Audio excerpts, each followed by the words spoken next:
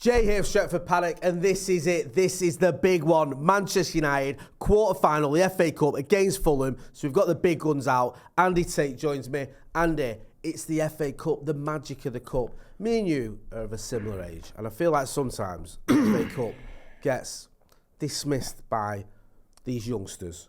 Tell us about your favourite FA Cup memory, my friend. Basically, 40 years ago, we were free in it. I was 8 years old. It was a Saturday. It was about 12 o'clock. Yep. I said to my mum, my little brother just been born, like I say, 2 years previously. I said to my mum, "Where's Dad?" He went, she pointed to the telly. He's down there at Wembley now, watching United. And I'm like, what? So I'm like trying to spot my dad on the telly. Then United come on. Watched all the FA Cup final. Build up and all that, like you say, in the 80s, 8 years old. You watch the game, United were losing 1-0, and Ray Wilkins United equalised through Frank Stapleton, or in my case, it was Staple Gun, as a kid you called him. Ray Wilkins, absolute peach of a goal, 2-1, and you win in, then he equalised, then right at the death, Gary Bailey stops Brighton winning the FA Cup. Your dad comes home, you're like that. Daddy, are you going again? You're going again? Because you got the buzz, you're 8 years old. Yeah, I'm going son. You'll see me again Thursday. And it was like, yeah, say, summer holidays are coming in. It won at 83. So watched it again. When you're allowed to stay up late, when you're 8 years old, watched United lift the FA Cup and I went to bed a very happy 8-year-old. A very happy 8-year-old. And as Andy said, it was a 3 in the year, 1983 against Brighton. There's a 3 in the year this year. I mean, the stars are lining up. It's Manchester United's FA Cup to win again. Listen, I love the FA Cup. I've had some great memories. One of my favourite memories, funnily enough, you like this one, was against Oldham in '94 FA Cup final semi-final replay at Wembley, where Mark Hughes scored that last minute. The equaliser, man. Equaliser, and I was with my dad. I remember that because some fan fell back, cracked his head, blood pouring from his head, United fan. But he was still laughing like the Joker. That's mad. I had blood off my nose. It was a bloody affair, as they say. Yeah. Anyway, those are our FA Cup memories. Get involved in the chat and the comments and let us know yours. United, and I don't know why I'm calling you United, Andy.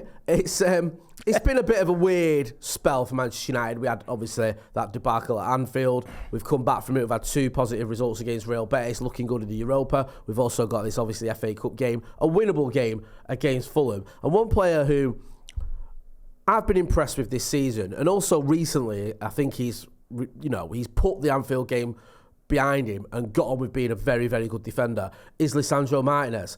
What have you made of him this season? Because he was coming in for some reet stick almost as soon as we signed him. People going, he's too short, or this, that and the other. Yeah, during this period or this season, he's been one of Manchester United's best players, been one of the Premier League's best players, and won a World Cup. He's not doing too badly. And he's won a League Cup as well. And he's won a trophy for Manchester United as well, yeah. So he's not doing too bad there for somebody who's supposed to be too small, like, you know what I mean? So small.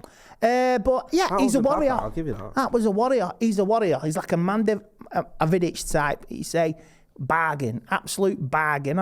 We may have paid over the odds, but I don't care. No, I think you make a good point. Because people go, well, 50 odd million. This day and age, you can spend that and you get a duffer. This kid has come in and smashed it. Oh, of course he smashed it. Because last season we were lacking steel. Somebody, a commanding presence, leaders in that back four. And now we've got Varane, we've got Martinez, we've got leaders in that back four, and people will listen and look up. When previously last year, we were all at sea and nobody were looking, talking to each other. Nobody wanted to know. So, yeah, defensively, we're brilliant. And he's there on merit. He's won a World Cup, he's won a League Cup.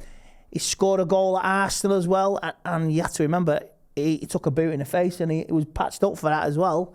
So, he's good with his head. He smashed against the bar against West Ham in the previous round when he should have gone in.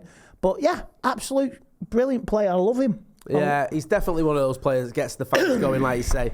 He's always chatting to his teammates. He's got that passionate spirit, that Argentinian passionate spirit.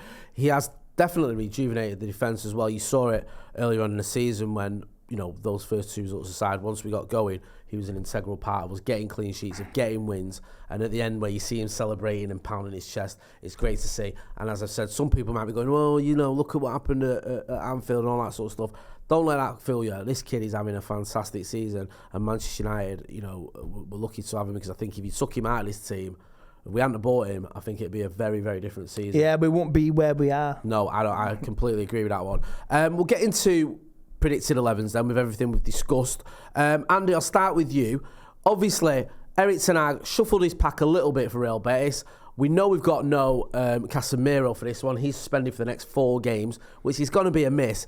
This is how you've gone with the team, though. Just talk us through it. You've gone still no Luke Shaw, who sat out a game against Real Betis. What is that? He's just giving a bit of an extended break? Yeah, give him an extended break because he's going to be playing with England as well. So you're very kind, because I think most people are like, let's say throw through. Have a couple of sickies for the England squad. But I've gone with De Gea, I've gone with Malacia, Martinez, Varane, Aaron Wan-Bissaka is my back 4.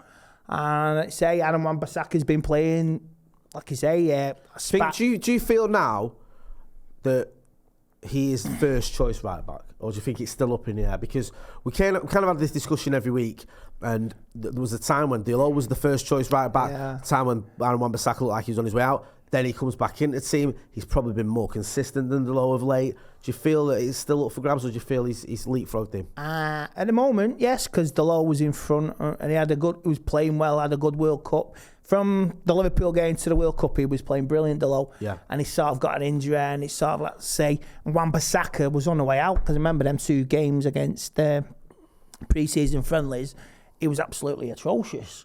And there was, like, say, he was playing in a couple of games for the transfer window, and he's just gone on from there. So I would say at the moment it's 50-50 for the position.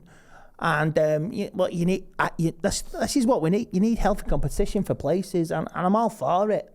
Really all for it. So at the moment, Wan-Bissaka, yes, definitely not going to be leaving in the summer. Will we strengthen? Possibly. But you say, viable competition for each place is essential to a winning team. Yeah, no, you're right. Every successful Manchester United team has had competition, and you do need to be able to rotate. So that was Andy's predicted 11. That's the team he thinks you're going to see. Also, just on that, Andy, as well, you've stuck here with a couple of players. You might go, okay, one of the players you've stuck with is Palestra. Do you think he did enough in the Betis game to keep his place? Is that what's the thinking? Yeah, I think he did enough. He did enough tonight, and he had a good game. Energetic, keep running. Like you say, it's up to the manager, innit? But I would play him because we've got no Garnacho. I mean, think he might start Sancho in his place, or you bring Palestra on later. So it's always optional. Fresh legs with 20 minutes to go, or do you start with him? So, he's well worth a start tonight, and he did enough to be a starting 11 against a very strong Fulham side. Yeah, Fulham are a good side. We'll get to them in a minute. I've gone slightly different from Andy. This is my predicted. These are predicted teams. These are who we think Erik ten Hag is going to pick to face Fulham. So I've got, obviously, David De Gea in goal. I've brought Shaw back in. I think he will. I understand what you mean about him needing an extended break, but I think that the way the games are coming this thick and fast at the minute, I think his break was the Betis game. I've got Martinez, Varane, and Aaron Wan-Bissaka. I hear what you're saying about Wan-Bissaka. I think it is margins, paper-thin margins between him and Diallo. In the eyes of the manager, I think a lot of fans now are sort of warming towards Wan-Bissaka. I still like Diallo, though. Fred and Sabitzer, similar to yourself and Bruno in that midfield. I think with Casemiro out, Sabitzer can do that sort of job, or him and Fred can do it as almost like a double pivot, if you will, or maybe one of them being a bit more of an 8, Bruno being a bit more of a 10. I've gone with Rashford on the left, Weghorst down the middle. I think Anthony comes back in. At the time recording this, as far as I know, he's not got any injury issues, and if he is fit, I think he'll come back into the team. But we'll have to wait and see. Like you say, there might be a scope there where the manager goes, Palestra, you show me enough against Betis. We might even see Jadon Sancho obviously came off the bench and did the job as well. So we have got options, and that's, as Andy said, what you need. Get involved in the comments and let us know what you think about our teams, or who you think should start for Manchester United for this FA Cup quarter-final. Now, Fulham having a very good season. Extremely. A lot of people looked at him and gone, they're going down. They're going to struggle. Andreas Pereira, who obviously came from us, has done a brilliant job for him. I think he's been the type of player we wanted to see more of at Old Trafford, if I'm being brutally honest. But probably the shining star for them has been a player who's linked with United as well, and that's João Palhinha. Now, defensive midfielder. He's been suspended, but unfortunately, I think he's back now. Because I say unfortunately, it would have been a bit of a touch for us if he was suspended. We've been linked with him as a sort of an option. He's not a kid. I think he's 27, but he's having a great season. Is he someone you look at and go, he's a player that can obviously do a job for Fulham, but could do a job for United? It's possible. I mean, it's a hell of a jump. Yeah. This is the first season he's gone from, like say, Fulham have come from a championship, newly promoted side, and actually doing well. Were they in the championship last year? Yeah, he was. Marco Silva, they come up, haven't they? Yeah, they come up, they won a title, didn't they? My apologies. Yeah, they did well. To be where they are with him in the squad, it's good, and it's been linked, and it's nice to be linked with. I suppose it's showing the benefits of how he's playing, and to be linked with Manchester United, it's only benefiting him to be in the limelight. And who knows what would he command? 20 million.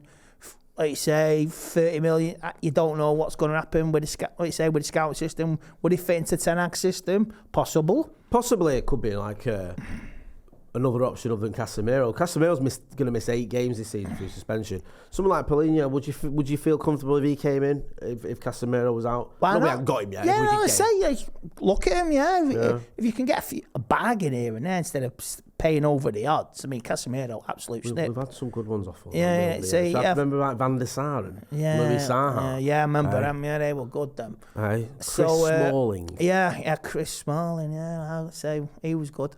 But who knows? He could do. We'll have to wait. He could do. We'll have to wait and see. One thing we want for sure, we don't want him to have a good game on Sunday against Manchester United. But if Fulham are to get any joy, you think that he could be a big part of that for them. And I think he's played 28 games this season in all competition for Fulham. So he's obviously, when he's not suspended, a mainstay of their midfield. With all that being said, Andy, give us your score prediction for this game. I do not want this to be like the Leicester quarter-final from a few years ago. Yeah. You take the chance, you go for it, you don't make any mistakes, and I want 2-0 to 2-1 for United. It is an omen that we played them in 2004 as well. Van Nistelrooy scored 2, and we went to the final and won it and beat Arsenal. So I'm going 2-0 or 2-1. I just want to get this done, put it to bed, and we take another step towards a potential another final. Andy's covering a couple of bases there. He's going 2-1 or 2-0. I'm going to go 3-0 or 3-0. Those are my bases. 3-0 or 3-0. I'm going to cover up. But listen, never mind what me and Andy have got to say. What I hear from you, get your phone out, film yourself, 30 seconds, just giving us your score prediction and send it to paddockmatchday@gmail.com. We want your score predictions and we'll use that as part of our pre-match build-up for the watch-along on Sunday. I'm going to be here. I'm not at Old Trafford on Sunday, Andy. I'm sacrificing going to watch the quarter-final of the FA Cup, one of my favourite competitions, to sit here and spend it with the viewers. You must be mad. Listen, only one place. Insane in the main brain. There's only one place better to be than Old Trafford for that quarter-final, and that's here on Stretford Paddock. Andy, where can people find you? You can find me on the Man United Agenda, and you can find me on the Stretford Paddock and the socials. Make sure you go and check him out. There's only one Andy Tate. Don't ever forget that. I've been Jay. That's been Andy. This has been the Fulham FA Cup quarter-final preview. Thanks for watching.